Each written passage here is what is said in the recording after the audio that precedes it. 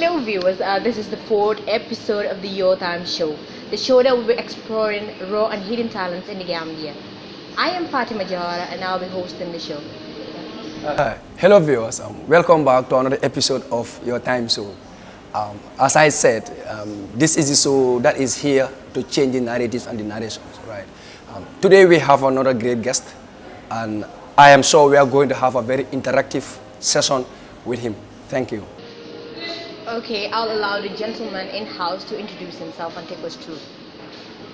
Thank you very much for inviting me. My name is Omar, Shah, a final year first semester student.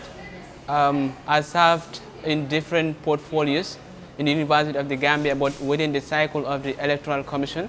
I served as the Logistic Minister for the Social Electoral Commission. I also served as the Secretary General for the Social Electoral Commission, and I'm currently the Assistant Secretary General at the University of the Gambia Students' Union Electoral Commission.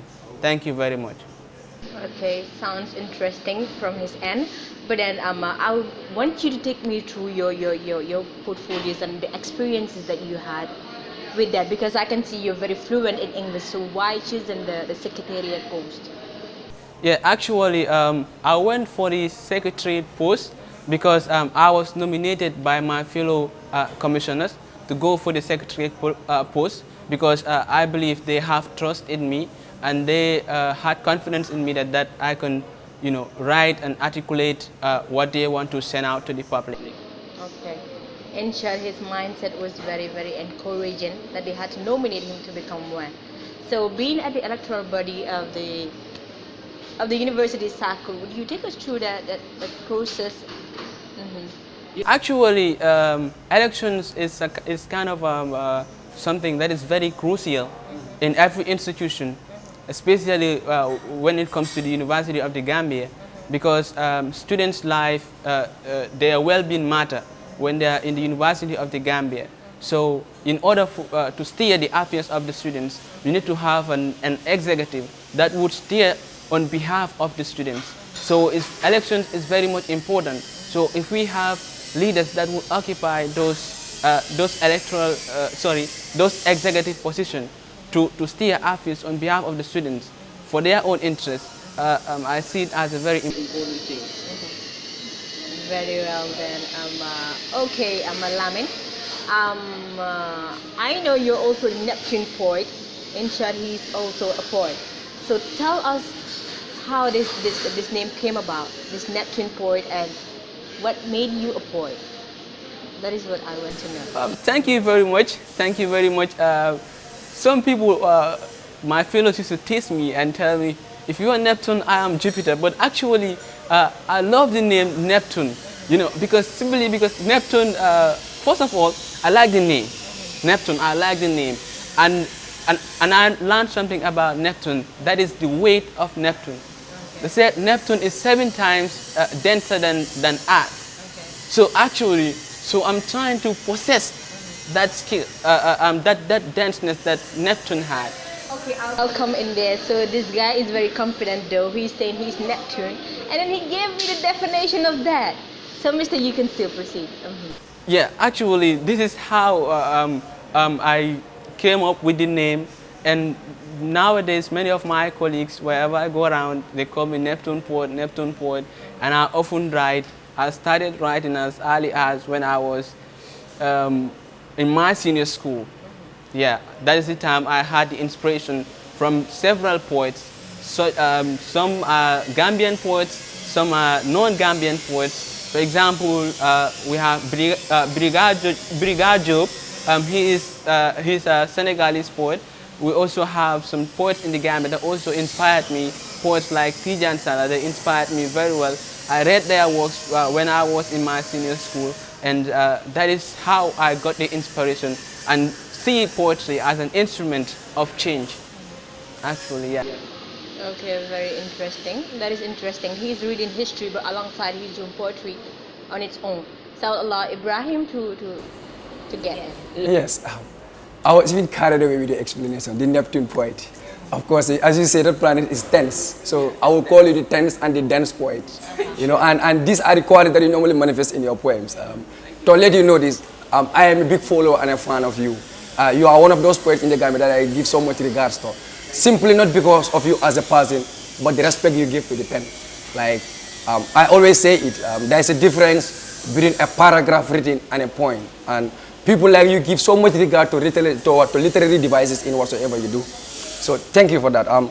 But then, okay. I've observed this from you, Dubena Dunyar. When she gets moving you, he'll be like, I'm a big fan of yours. So today, he's a big fan of yours too. No. This started way before this show, you know. Okay. I'm a fan. He inspired me. He writes things on things that are very, very interesting. So I just wanted to know this. Like, normally as a writer, you know, you read. If you want to write works or write poems that people will really respect and they'll be wow, you must be able to read. What type of books are the books that you prefer reading most in order to equip yourself with poetry life?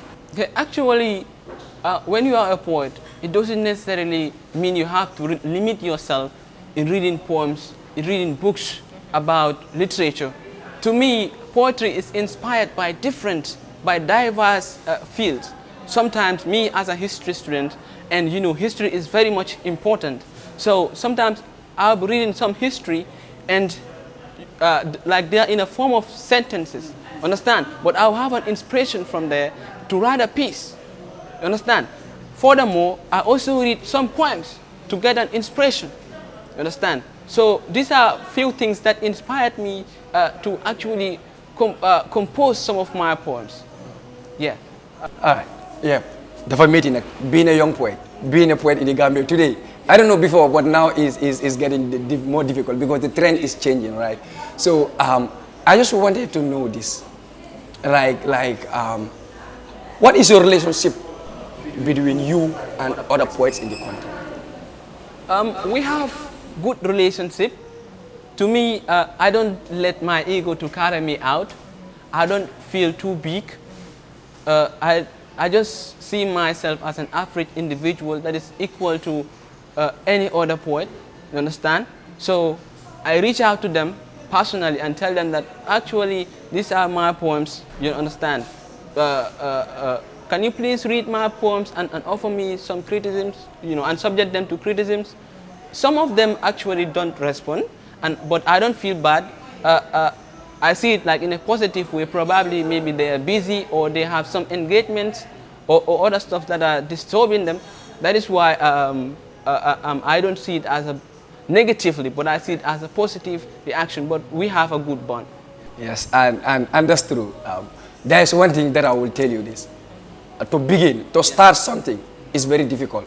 But I think it is more difficult in this country, especially when you are a beginner in this art that I can call religion, like Carl said, poetry. You know, we are at a stage whereby poets today don't assist one another. Or I can say, if they don't know you, they don't assist you. And I think I am a living witness to that. Like, I think there was a competition that we took part, and we know how things unfolded. You know, but then I will still urge you to keep up the momentum, because poetry is about talent. It's not about who pushes you. Okay. Even if you have the best mentor in the world in poetry, when you don't have the talent to push, that mentor cannot move you elsewhere, anywhere. So having the talent is just the key thing. It does not matter who supports and who is not supporting. And I'll encourage you once more to keep up the spirit. Yeah, hard work pays off. This show is getting very interesting and interactive. I'm fascinated right now. So let's go for the short break and we'll be live.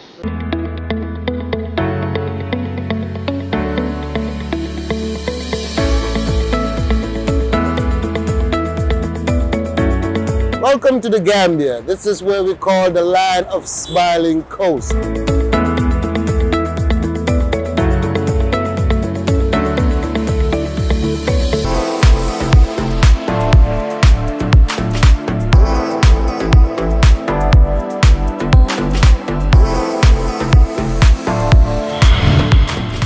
Welcome back, viewers. We are on the second phase of the show. This is getting exciting and very interactive. I will allow Ibrahim to still continue with him. Yes, welcome back. Of course, this is already interesting.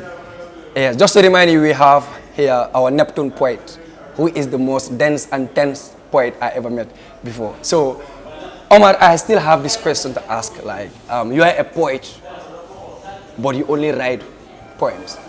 You know, we have spoken word artists. They are also another class of poets we have.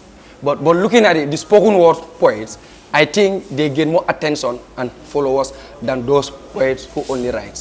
What is your take on it? Yeah, thank you very much. When it comes to me personally, I am thrilled first by passion, not by finance. You understand? And I don't worry much about reactions. They have more viewers, they have more likes when compared to me. But I believe that my writings, they are very sustainable. That is, the coming generation, even it is for decades or centuries, I want to make sure that they will read my writings. So that is my plan. So I don't worry much about the reaction that the spoken word artists do have. Ibrahim, I will agree, quality matters more than quantity. Omar made me understand that in as much as you try to get the exposure, but doing what is best at the right time is necessary. Yes, that's very important anyway. What do you have said? Poetry is about passion. You know, we are doing this because there are people that we inspire. You know, personally, for example, myself, there are people who will just look at me direct and say, "Mentor, you inspire me." So, even if we don't gain anything out of it, we are doing it for the passion and for the inspiration that people are receiving from us. You know, so I also want to know this. Looking at poetry today in the Gambia, what is your take on Gambian poetry today? Thank you very much. Gambian poetry, it is kind of it is moving, I can say. It is moving, but the way I see poetry and the way many Gambian poets do poetry is kind of different. You know, I'm just offering my own perspective when it comes to this matter, because some of the poets, the way they write their poems is like sentences, and I believe that poetry should have a pattern. Poetry should not be like raw. It should be converted into literal devices, into figures of speech, for it to be regarded as a poem. So I read some of their poems, and actually I'm not motivated by it. I'm not trying to just look down upon them, but this is my own opinion. But actually it is moving, it is going globally, but we need to make our poems to be poetic. Yeah. Sure. You know, it's not easy, but the problem here we have in the Gambia is only those poets that are known are respected. They don't even know what is going on the ground. We have young poets today who are rising. Trust me, they need to be followed. They are very, very powerful, and you are not the exception. You know, those who go through your work, those who go over your works, will definitely know that you give justice to poetry. You do justice to what you do, you know, and keep it up. You know, this is the spirit. You know, we are not doing this for any other person. We are doing this for our own self. We are doing this for what we love, and this is poetry. This is what we have passion for. So it does not matter who support and who is not supportive. It does not matter who is trying to fight or whatsoever. Keep pushing, and what the positive-minded people are watching, and they really understand. Yeah. In addition to that, the poet should be very mindful. Should be very mindful when writing your pieces. For instance, you should bear the burden of thinking. You know, thinking sometimes can be a burden.